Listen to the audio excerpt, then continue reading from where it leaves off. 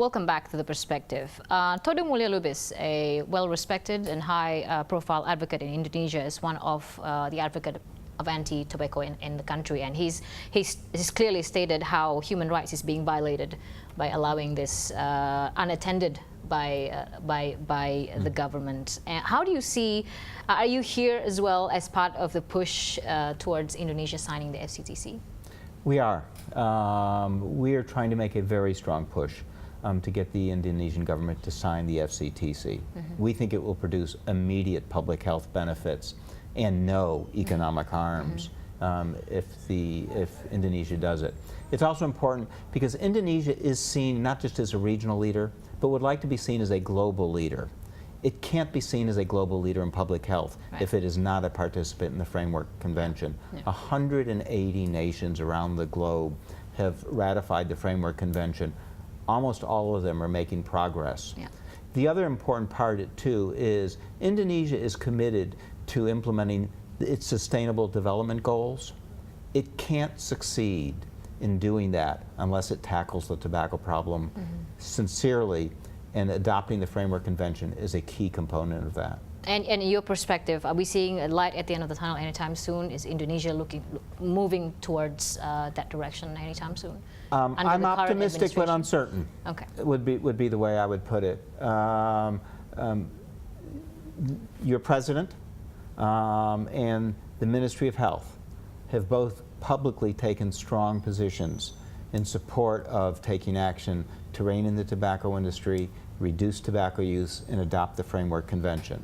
The critical question is going to be whether or not there's enough public support to provide them with the political capital to take this action.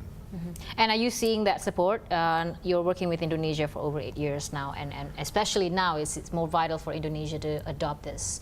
We've seen rapidly growing support in a broad segment of organizations. And when you actually ask the Indonesian people, you understand that the vast majority of Indonesian people believe strongly that the government should do more to protect its children from tobacco.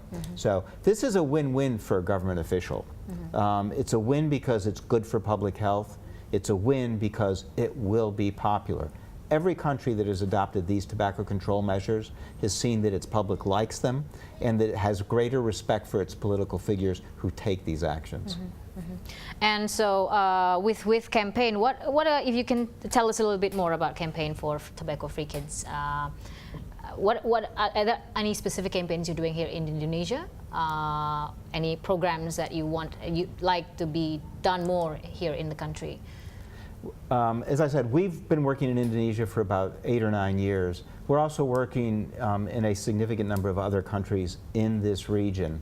And in each case, including Indonesia, what we're trying to help is local groups develop the facts that they need to persuade legislators, governors, mayors, and other public officials to act, to make sure that they have the tools they need to educate young people throughout their country about the health effects, to support youth groups who want to become engaged, to take control of their own lives, and for them to enable them to ask the government officials to care more about them than the public official, than the tobacco companies with regard to that.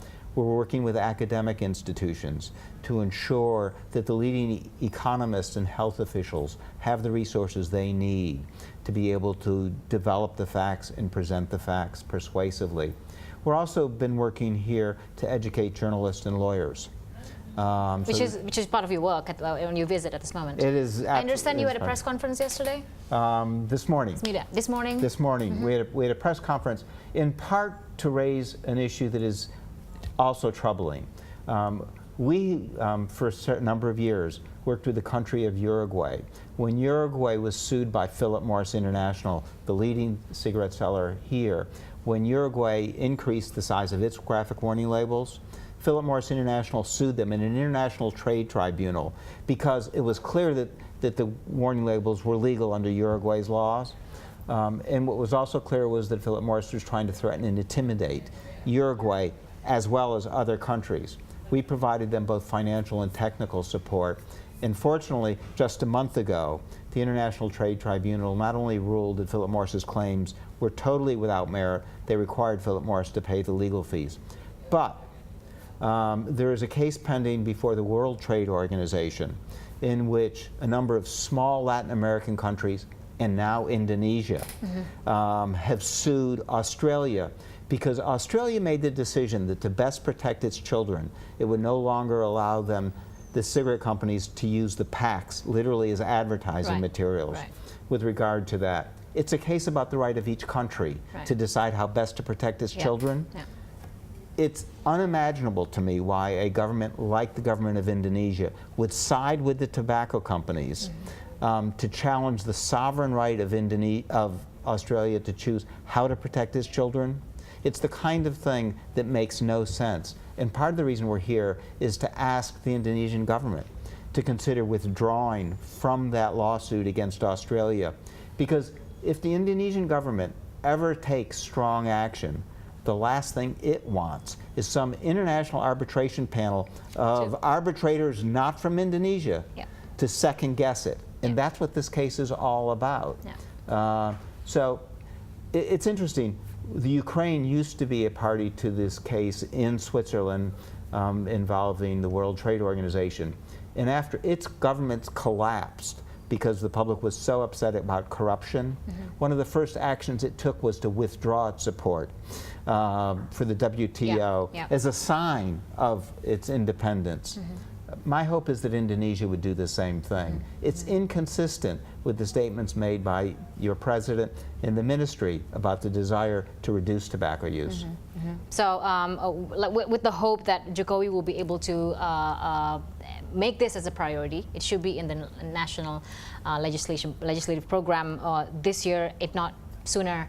So Matthew, thank you so much for joining us and sharing with us about campaign for tobacco-free kids and also the work that you're doing for this. Just to stand clear that Jakarta Globe, part of the Berita Satu Media Holding, has a strict policy on anti-tobacco. Thank you so much. For more information about campaign for tobacco-free kids, we can visit www.campaignfortobacco-free-kids.org. www.tobaccofreekids.org. That's where you can find more information about it. Matthew, thank you so much for Thank you very much for the opportunity.